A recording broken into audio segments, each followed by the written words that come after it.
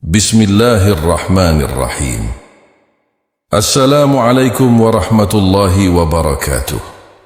Macam-macam bisikan Asy Syekh Abdul Qadir Al-Jailani radhiyallahu an di dalam kitabnya Al-Ghunyah. Khatara Bastaru 1 menyebutkan, di dalam hati manusia terdapat dua ajakan. Pertama, ajakan malaikat. Ajakan malaikat itu mengajak kepada kebaikan dan membenarkan kepada yang benar, hak. Dan kedua, ajakan musuh. Ajakan musuh itu mengajak kepada kejahatan, mengingkari kebenaran, dan melarang kepada kebajikan. Yang demikian telah diriwayatkan oleh Abdullah bin Mas'ud radhiyallahu an. Al-Hasan Al-Basri radhiyallahu anh berkata, sesungguhnya kedua ajakan itu adalah kemauan yang selalu mengitari hati manusia, kemauan dari Allah dan dari musuh. Hanya dengan sebab rahmat Allah, seorang hamba mampu mengontrol kemauan-kemauannya tersebut. Oleh karena itu, apa-apa yang datang dari Allah hendaknya dipegang oleh manusia dengan erat-erat. Dan apa yang datang dari musuh dilawannya kuat-kuat. Mujahid radhiyallahu anh berkata, firman Allah subhanahu wa ta'ala, dari kejahatan bisikan setan yang biasa bersembunyi. Quran Surat An-Nas 1:14-4. Bisikan itu mencengkeram hati manusia. Apabila manusia berzikir kepada Allah, maka setan itu akan melepaskan cengkeramannya.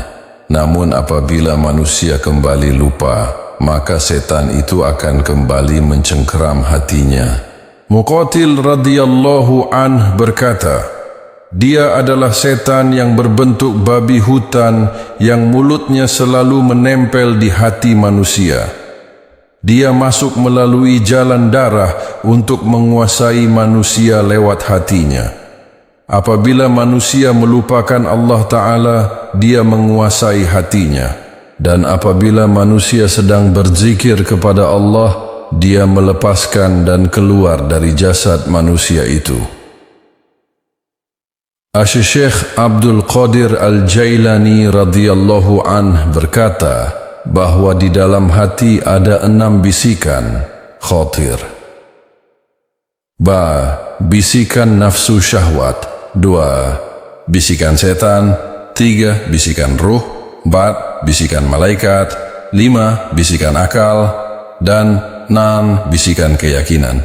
1. Bisikan nafsu syahwat.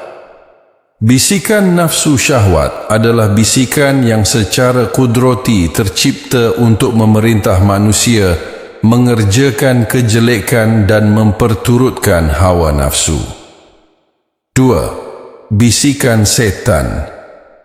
Bisikan setan itu adalah perintah agar manusia menjadi kafir dan musyrik, menyekutukan Allah, berkeluh kesah, ragu terhadap janji Allah subhanahu wa ta'ala, cenderung berbuat maksiat, menunda-nunda taubat, dan apa saja yang menyebabkan kehidupan manusia menjadi hancur, baik di dunia maupun di akhirat. Ajakan setan ini adalah ajakan paling tercela dari jenis ajakan jelek tersebut. Dan bisikan ruh.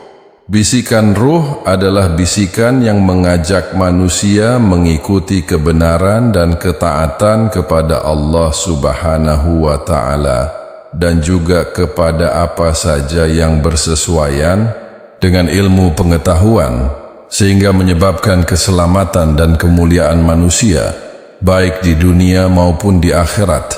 Ajakan ini adalah dari jenis ajakan yang baik dan terpuji. Bisikan malaikat. Bisikan malaikat sama seperti bisikan ruh, mengajak manusia mengikuti kebenaran dan ketaatan kepada Allah subhanahu wa ta'ala dan segala yang bersesuaian dengan ilmu, pengetahuan dan juga kepada apa saja yang menyebabkan keselamatan dan kemuliaan. 5. Bisikan akal. Bisikan akal adalah bisikan yang cenderung mengarahkan pada ajakan bisikan ruh dan malaikat. Dengan bisikan akal tersebut, sekali waktu manusia mengikuti nafsu dan setan, maka manusia terjerumus kepada perbuatan maksiat dan mendapatkan dosa. Sekali waktu manusia mengikuti bisikan ruh dan malaikat, maka manusia beramal soleh dan mendapatkan pahala. Itulah hikmah yang dikehendaki Allah Subhanahu wa Ta'ala terhadap kehidupan manusia dengan akalnya, supaya manusia mempunyai kebebasan untuk memilih jalan hidup yang dikehendaki. Namun kemudian manusia juga harus mampu mempertanggungjawabkan atas kesalahan dan kejahatan dengan siksa dan neraka, dan menerima balasan dari amal soleh dengan pahala dan surga. Ya, bisikan keyakinan. Bisikan yakin adalah nur iman dan buah ilmu, dan amal yang datangnya dari Allah Subhanahu wa Ta'ala dan dipilihkan oleh Allah Subhanahu wa Ta'ala.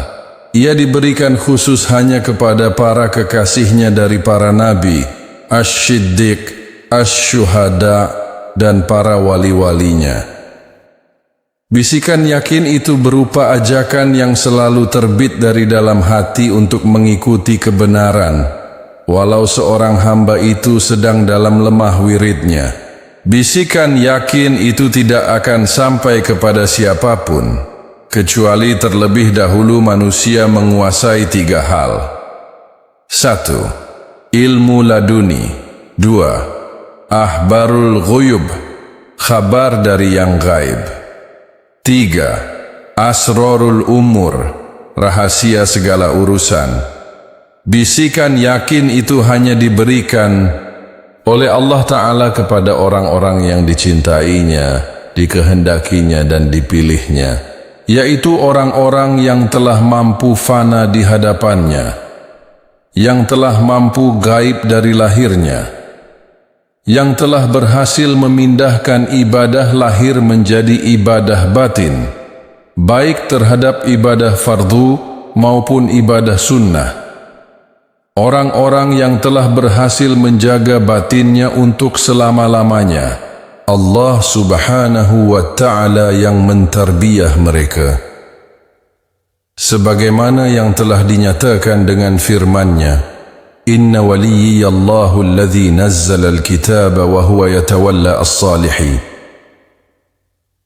Sesungguhnya waliku adalah Allah, dan Dia mentarbiyah, memberikan walayah kepada orang-orang yang soleh.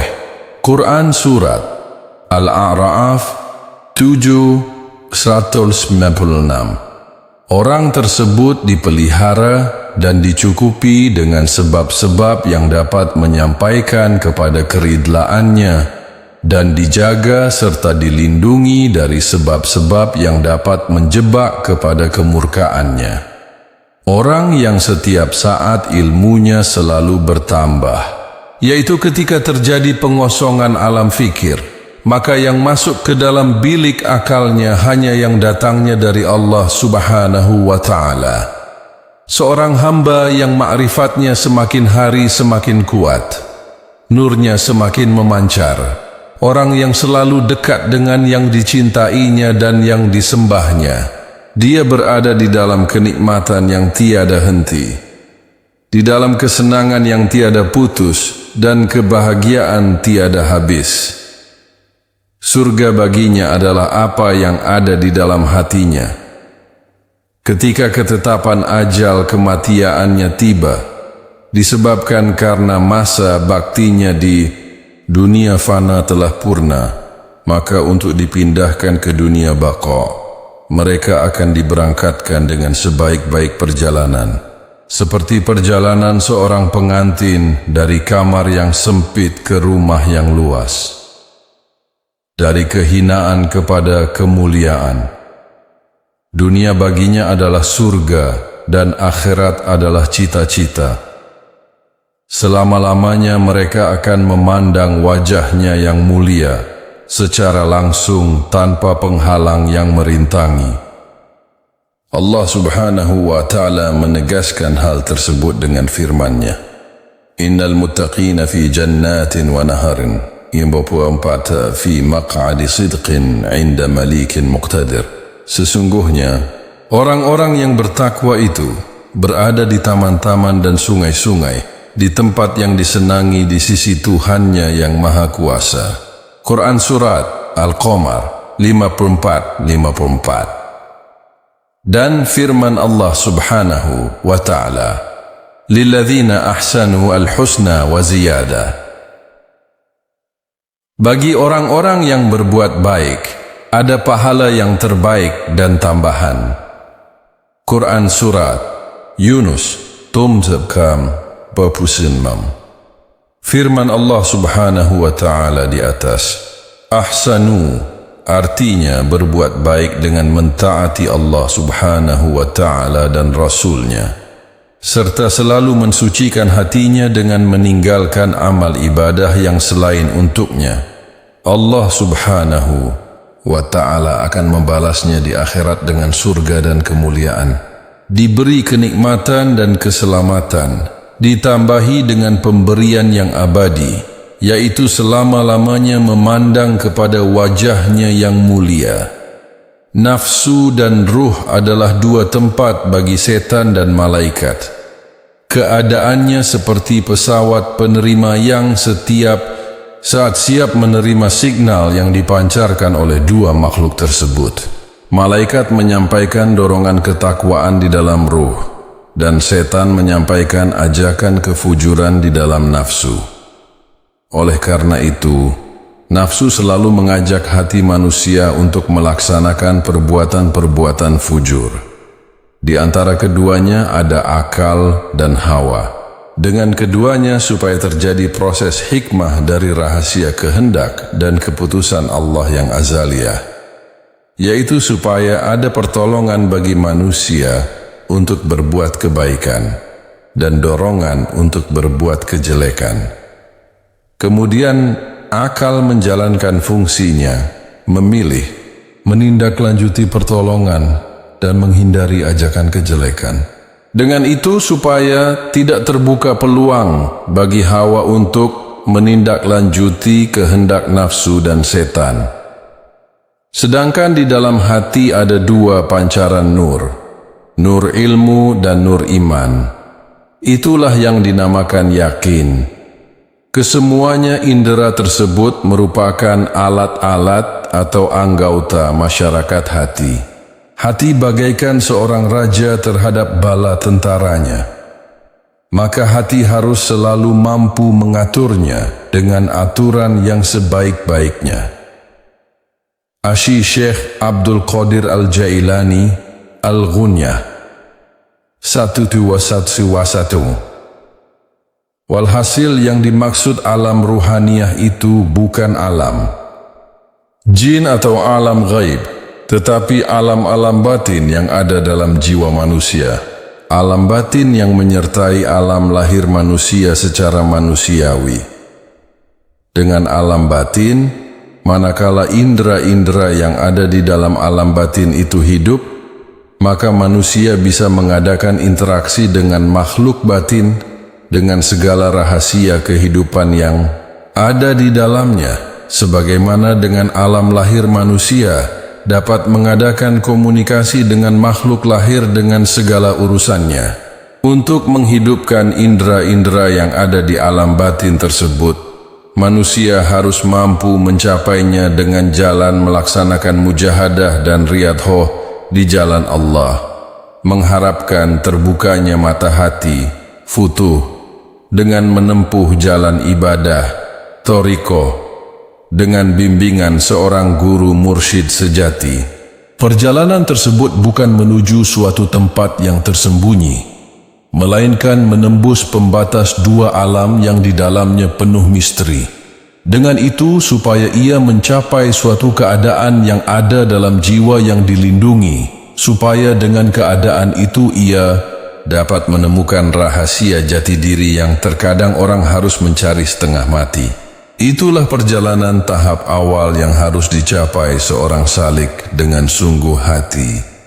Lalu, dengan mengenal jati diri itu dengan izin Allah. Selanjutnya sang pengembara sejati dapat menemukan tujuan akhir yang hakiki, yakni menuju keridhaan ilahi Rabbi.